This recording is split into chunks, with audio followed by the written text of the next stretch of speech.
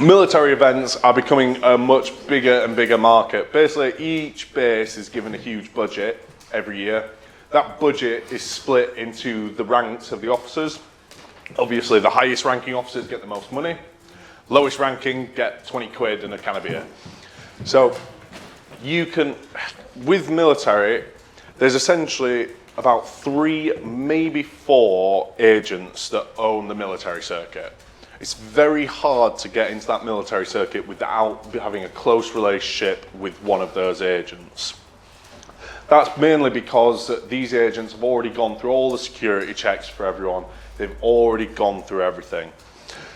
So militaries, each base will normally have about 4 events per year, but they'll all be one-day events. Very, very rare you'll ever get 2-day events with a military booking. Hell of a lot of security checks. If you have any sort of bad history with the police, you will not be able to do military events. They will be checking your ID numbers. They will ask for driver's license on arrival. They will be checking your address history, things like that. They will be doing security checks on you, so do be aware if that's a market you're thinking of going into.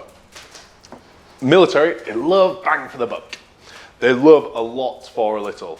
So being able to offer the perfect 3-act package for them, you know, a meet and greet, a walkabout, and an act is perfect for most military clients because they want all their people to see everything.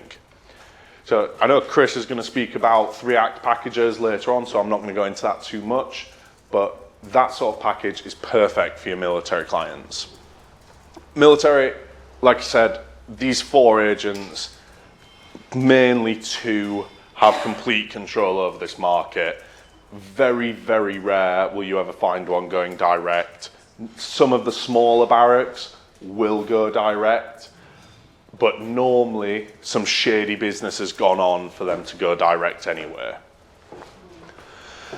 Be prepared for changes on the day, take everything, and be prepared for anything that could happen.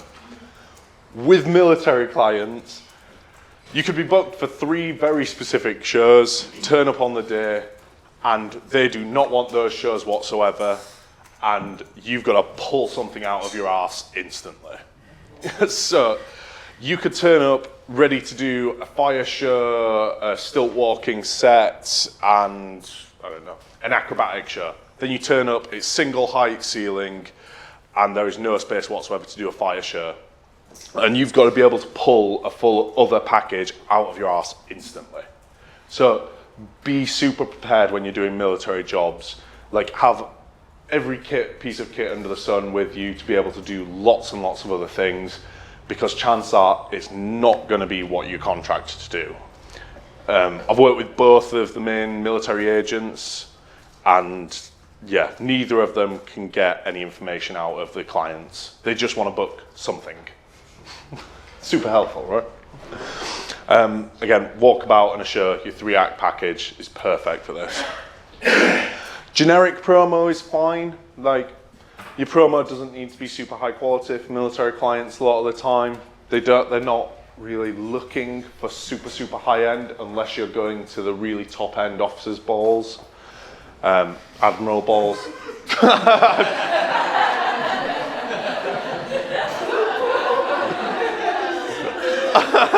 It took me a while to figure that one out as well.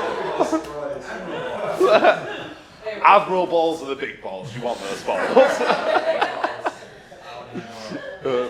So with your military clients, having the gift of the gab is super helpful. You know what I was saying about the wedding clients, you know, directing them into selecting the package you want to actually perform?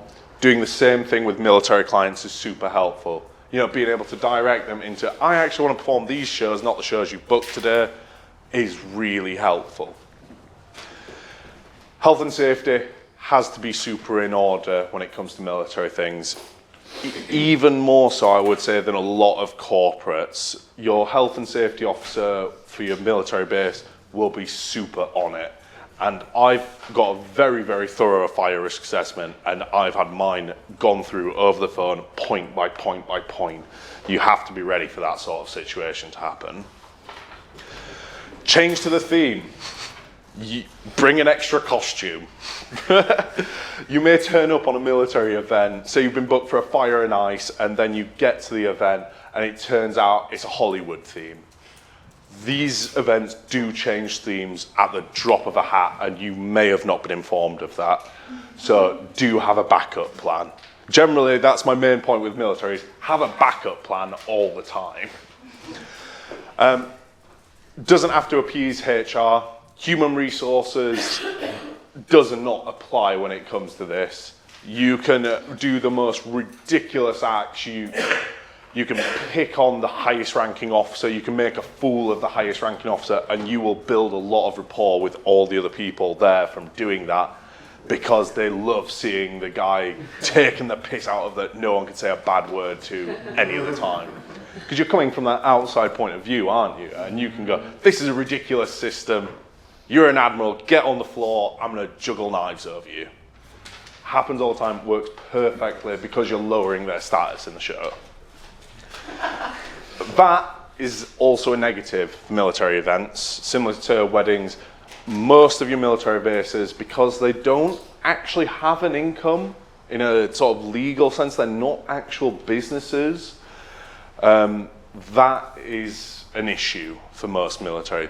A lot of military, if you are VAT registered, simply won't book you unless it's your top ranking venues for your military.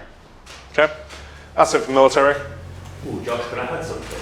Yeah, go on. So I work quite a lot of military gigs, and one thing I've seen someone do wrong with quite a few military gigs is not being on their timings. Like we were literally working with the Marines, and imagine the Marines, they look like the archers, and the form was faffing with their pixel point, trying to load up certain programs that they thought would work really well for this gig. And the Marines took 10 for the tent and put up tents for us to change in. And he was like, are you going to be on in 2? And like, with a military say, you're going to be on in 2, that's like not a showbiz 2, that's like a military 2. And he didn't, he was like, yeah, and he just carried on faffing.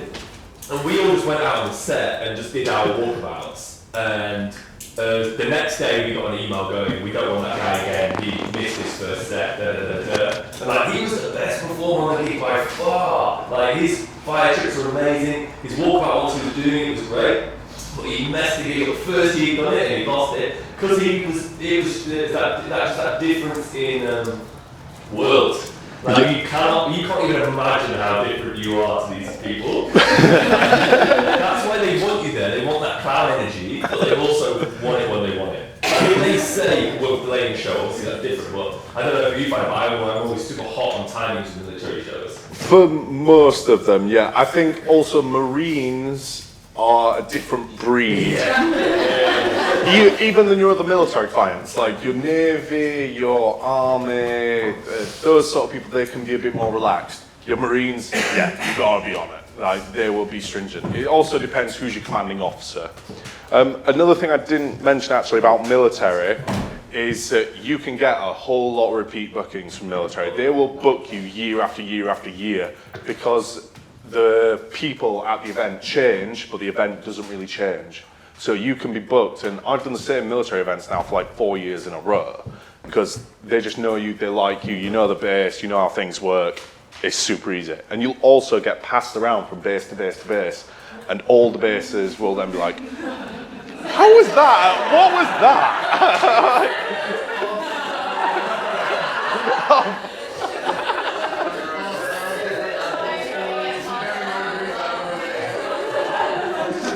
All right, moving on from military.